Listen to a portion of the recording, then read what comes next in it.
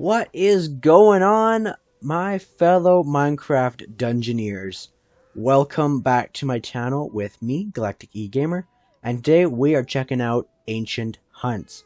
So, if you guys are unfamiliar with this, basically it is a new procedurally generated level that is created by you, the player, when you give gear up. So, it's not just salvaging them in your GUI. It is actually coming in here. So coming in the cave, if you guys didn't see it, it's just right below all the vendors. So if I just step outside, it's right down the stairs from the luxury merchant, or you just walk over it, drop down, and then you drop in, and you will be greeted by two people. So the ancient hunts is going to be here. Now if it's your first time doing the ancient hunts, the piglin merchant will not be there. So basically, just walk through this. You go here, you open the GUI, and you've got 4 different slots to fill. So first one on the far left is you get to pick a weapon. So any weapon from your inventory within reason can be put in. And you'll notice that each one has a different text or pattern, or rune, if you want to call them that. So putting these in, so if I just take, for example, I've got a copy of Soul Fists here. So a copy of Soul Fists, and I'm going to put it in, because I don't need a copy. And you'll see that it goes into that, and I get 2 of those runes that were on them. So once we do that for all 4, so we can pick... maybe we'll pick my evocation rope here. So we'll put that in, and you'll see we'll add a little bit more to the runes. We'll do that for 4 of them here. So let's put in a copy here. So I've got 2 snow bows, or winter's touch. My bad. We'll put 1 of those in, and you'll instantly see that ancients will start to show up. Now, if this is your first time, the name and the photo will not be present. I, however, have been playing just a little bit, so I can show you guys in the most efficient way possible. So I've already seen some of the ancients, but it doesn't really matter what ancients you get at the beginning. Just these 2 numbers are going to be very important. So 0.8 ancients on average per level, and I've got a 58% chance of encountering one. So we can boost that by adding another good item. So let's see, let's put in a totem of shielding, and you'll see that we have a 67%, 1 ancient on average, and we have a mystery one here. So an unknown for me. So there are, I think, roughly, I know there's more than like 7 because I've seen a few of them, but there's a lot of ancients. And another thing is you can also invest enchantment points. So the more you put in, the higher a chance of encountering them, and the more you will find. However, by doing this, you lose those points that you put in permanently. So you do not get them back even if you die in the level. So with this right now, I have a 67% with a 1%, or 1 on average. I am not going to use any of my enchantment points as they are permanently lost, as with all the gear. So that's why I'm picking duplicates. So when you are ready and you feel like you have good handout here and you like what you see, you can just click confirm, and it's going to bring up your difficulty. So I'm playing on max here. Max of my levels anyway, because 7 is locked. So we're going to go confirm difficulty. And then you're going to click this one more time. And it says, starting the mission will destroy the offered items and enchantment points. So all these will no longer be in my inventory. So this is a great way to get rid of excess enchantment points and excess gear, especially if you have an inventory problem, which I do. So let's put all these in and start. Okay, so I am in. and it will dump you in a randomly generated map depending on the items and artifacts you put in. So those symbols dictate the ancients that you're going to find and also the map. So do be mindful of that. So we are going to run through this, and you will also encounter random enemies. So like piglins, zoglins, and like a bunch of other things don't usually come in the forest. So what you saw there, guys, is I leveled all them and I got gold ingots, and I just got them again. So bottom near my ammunition here, you can see gold ingots. That is the second currency in Minecraft Dungeons, the first being emeralds. And you can only get gold through the ancient hunts. Now, I will show you guys what it is useful for once we get back to camp, as you need to use the piglin trader that we saw at the beginning of the video in order to exchange the gold. So we are going to rush through this. Now, if you do a lot more of exploring, you will find a lot of loot. However, I'm not really here to find loot right now, as all the chests, I'm just letting you guys know now, all the chests and the gold chests, obsidian chests, whatever you find, will not have any items. So you cannot find items here. Now, you will find emeralds and gold in those chests, depending on the role, of course, and the amount. But again, no items. So that could be seen as a negative or a positive if you're trying to declutter your inventory. But either way, no items. And we are at the end of the stage. Now do keep in mind that there are 3 stages. So I'm just going to clear this out and check for loot maybe. No, not too much loot. Okay. Let's head back to that portal. So once you go through the portal, you can come back to this. So if I just jump in here real quick, and I can jump back. So you can go right through the portal just like any other. And I also want to mention that you can leave the game and head back to camp, and it will save where you left off. Roughly, it'll put you back to the last checkpoint.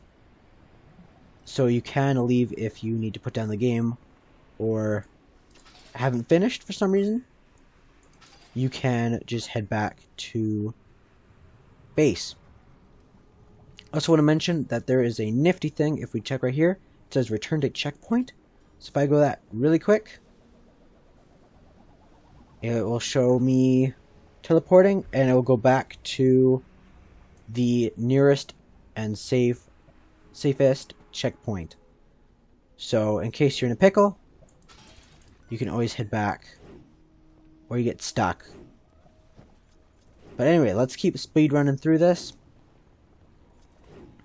as we have seen this in my previous video where I went over all the new things coming for the Flames of the Nether DLC. So if you guys want to see more of an in-depth for all stuff, you can go check that out. Link is on the top right of your screen. But anyway, let's get these guys out of the way. Come on, come on, come on, come on. Ah, the Ixologer is such a pain. There we go. Okay, cool. We're out. Okay, so we are looking for the exit. We'll just stop for pots along the way. Not that I need the emeralds, but they're always good to have. Okay, keep going, keep going, keep going. And there is our portal.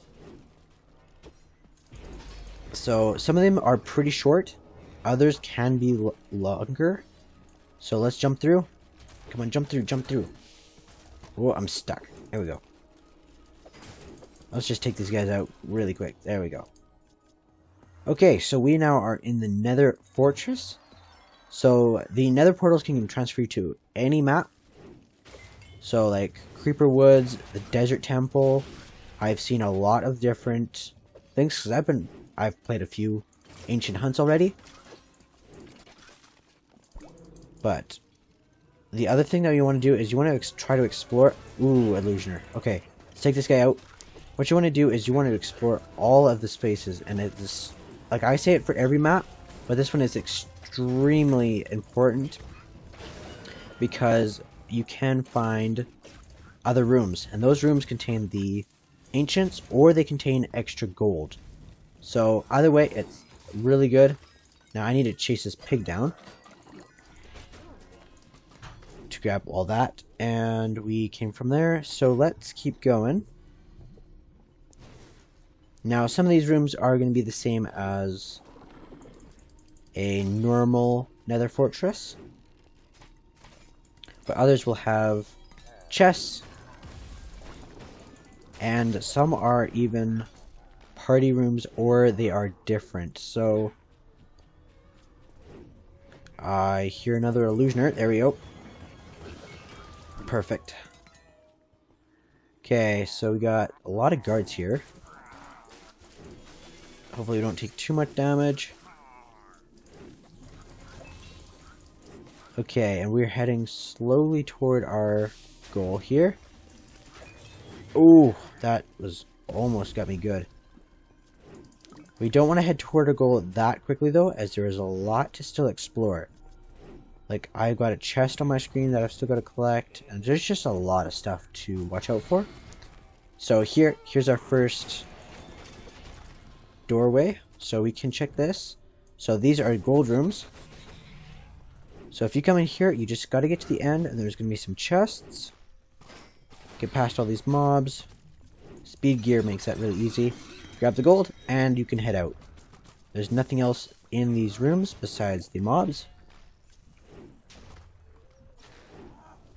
So coming out here, so it's either these or it's the ancient battle rooms or arenas.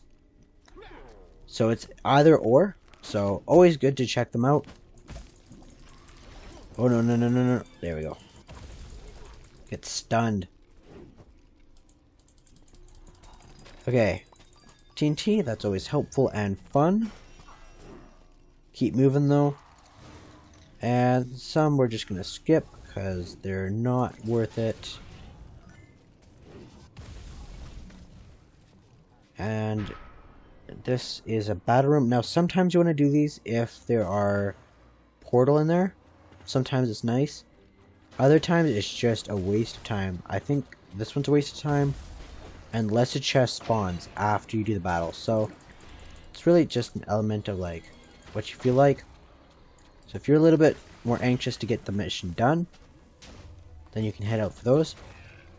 But I do recommend staying till the end. So it's a trade-off. So you can either blitz through it really quick, or you can stick around, search every nook and cranny, just like up here.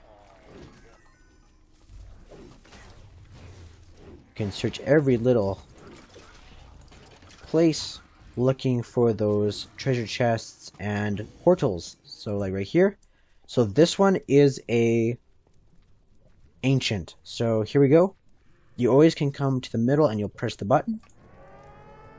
And then the alarm will sound and the unstoppable tusk. So I have fought this guy. Oh, he's right there. Okay, I've fought this guy before. It is a Zoglin heavily enchanted. So I recommend some tough gear. And there we go. So there is the cog crossbow, gilded. Basically the gilded means that it has some extra effects. And those are random. So, like random based on the tool type. So if it's a weapon that you hold in your hand, then it'll only have the enchantments that apply to that. So, or vice versa if it's an armor, yada yada yada. So let's take a look here. So we got the cog crossbow. So it's strong versus enchant mob. So basically it gives you a 4th upgrade slot that's already been picked for you. So this is tier 1 for that. So if I go here, I've gotten a few more gilded. So like here, it's got drops more consumables, level 2, more emeralds, level 1. The unique ones will have 2, aside instead of like the 1. And then others will have... Actually, that could be just a roll, because like all of these have 2. But anyway, so that is how the gilded works. So they are stronger, and they have an extra 1 or 2 extra enchantment slots. So they can be really, really powerful, especially if you get a double up on, say, power on a bow or something like that. And I just do want to mention that all these slots, the tunnels that you keep seeing, those are possible places. So if you have really good gear and you submit some like exclusive gear, then you'll get a higher rating. And the higher your rating, the higher the chance of seeing those portals in those openings. So just to keep on the lookout for all of those different things. So let's keep running here. We can run through all these guys thanks to Shadow. And this is nothing. Some are worth it if you check the spawners. See, like right here, we've got 4. But you could get surrounded, especially if it's a lot of mobs. Just some useful tips and tricks. So let's head up here. And we need to power this beacon. And this will unlock the doors, which will drain the lava. Just let it kind of do its thing here. Whoa, whoa, whoa, whoa. Don't get too crazy. So the lava will cool. And then we can safely walk across. Take these guys out. And unlock this one, which will unlock the gate. So we can come down here. Take these guys out. And there we go. Bridge is complete. And so after 3 maps, 3 different biomes, you will come to the end of the level. So these are not infinite. So there is the end. So anyway, we're going to head back and we are going to see the Piglin Merchant.